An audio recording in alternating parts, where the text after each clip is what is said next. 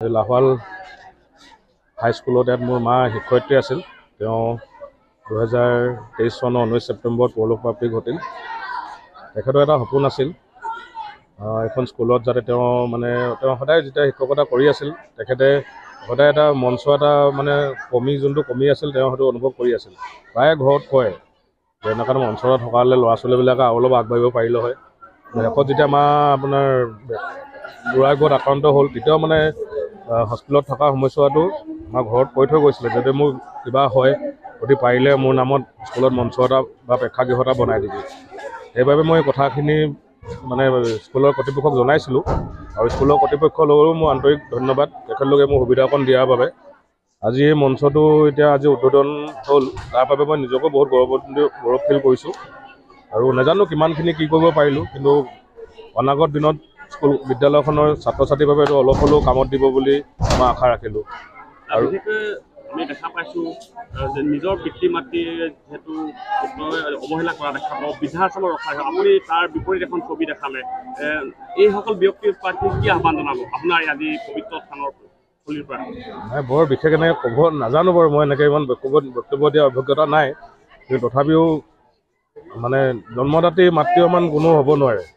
জীয়াই থাকোঁতেও ময়ো মাক কেতিয়াবা টান এষাৰ দুষাৰ কৈছিলোঁ, কিন্তু আজিৰ ডেটত মা যিহেতু নাই, আজিৰ ডেটত তেওঁক মই জোখতকৈ বেছিয়ে মিছ কৰোঁ।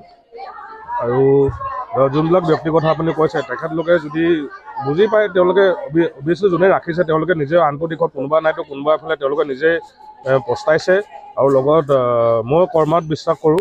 আল্টিমেটলি তেওঁ যদি আজি তেনেকুৱা কৈছে অনাগত ভৱিষ্যতলৈ তেখেতলোকতো লগত তেনেকুৱা হ'ব। সেইকাৰণে তেনেকুৱা নকৰা ভাল। নিজৰ জন্মদাত্ৰী মাতৃ হওক বা দেউতাক হওক চবেই সন্মান মৰম চেনেহ ৰাখিব লাগে। আজি আমি এই দিনটো পালন কৰিছোঁ। দুখৰ বুলিও ক'ব লাগিব, সুখৰো আমাৰ স্কুলৰ কাৰণে।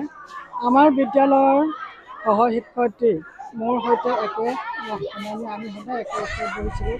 একেদিনেই বাইদেউ থকা হ'লে আমি একেদিনটোতে অৱসৰ ল'লোহেঁতেন।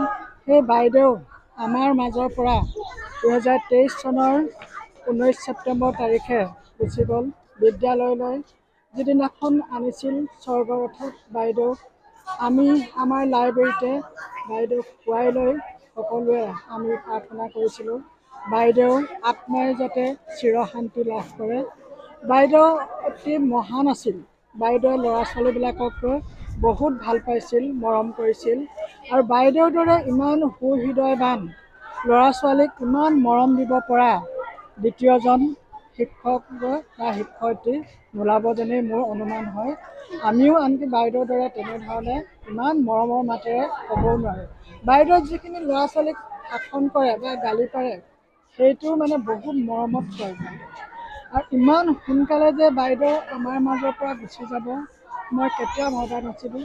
শুনিছিলোঁ বাইদেউ বেমাৰ হৈছিলে বুলি। এনেই হয় বাইদেউৰ দুৰাৰোগ্য ৰোগ আছিল, তথাপি কিছুমান মানুহ এবছৰ দুবছৰ হ'লেও থাকে, কিন্তু বাইদেউ কেনেকুৱা ধৰণৰ ষ্টেপ পালেগৈ নাজানো। বাইদেউ আমাৰ মাজৰ পৰা খুব সোনকালে গুচি গ'ল। আজি বাইদেউৰ সেই মহানুভৱতাৰ কাৰণেই আমাৰ ছাত্ৰ ছাত্ৰীসকলৰ বাবে এটা অভাৱ হৈছে। আৰু সেই অভাৱটো হৈছে আমাৰ প্ৰেক্ষাগৃহ আছিল নথকা নহয়, কিন্তু সি জৰাজীৰ্ণ হৈ গৈছিল বহুত আগতে ইয়াতে চৰকাৰৰ অনুদানৰ পৰা বনোৱা। সেইকাৰণে আমাৰ এটা দুখ আছিল। বাইদেৱে সেইটো পৰিয়ালক বা ল'ৰা ছোৱালীকে কৈ গ'ল। সেইটো কাৰণে আজি তেওঁৰ পৰিয়ালে ল'ৰা বিতুপন হাজৰিকা অশেষ কষ্ট কৰি, তেওঁৰ স্বামী ৰমেশ হাজৰিকাৰ কষ্ট কৰি বা ছোৱালী অৰ্পিতা হাজৰিকা সকলোৱে, বোৱাৰীক সুস্মিতা গগৈ হাজৰিকাৰ সকলোৱে সহযোগত আমি তেওঁলোকৰ পৰা এই প্ৰেক্ষাগৃহটো উপহাৰ হিচাপে পালোঁ। গতিকে তেওঁলোকৰ ভৱিষ্যত, বাইদেউৰ পৰিয়ালটোৰ ভৱিষ্যত উজ্জ্বল হওক, বাইদেউৰ আত্মাই চিৰশান্তি লাভ কৰক।